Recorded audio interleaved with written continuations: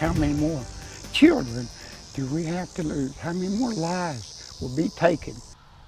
Tonight, emotional neighbors call for a change in a nearby railroad crossing after 2 young girls lose their lives. I'm Russ McCaskey. I'm Karen Larson. The girls were on their way home from school with their mom when a train hit them. Neighbors tell us that this accident didn't have to happen. Only on 2, reporter Liz Bryan is live at St. John Medical Center where the girl's mother is recovering. Liz?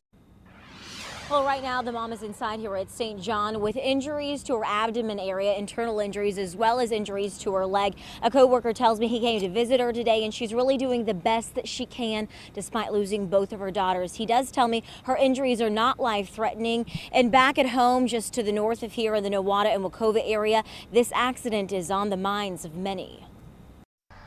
The saying goes, you can never be too cautious in life. Some say this railroad crossing is proof of that. It's just off Highway 169 in Wacova. I would hate it for it to be in my family. John Knight's emotions show you everything. He lives closest to this track and has since 1977. Every day for the last 36 years, John's worried. Worried this track will take away his family or his neighbor. God needs to put a hand on her then. I'm sorry. Yesterday, John's neighbor, 28-year-old Natalie Benham, lost her only 2 children near this busted glass. That's 9-year-old Haley and 6-year-old Hannah. They were on their way home from school here at Ulagatolala, where Natalie works in the cafeteria. We just lost 2 precious children here at this crossing. How many more do we have to lose? How many more accidents do we have to have before we can have lights and gates at our crossing?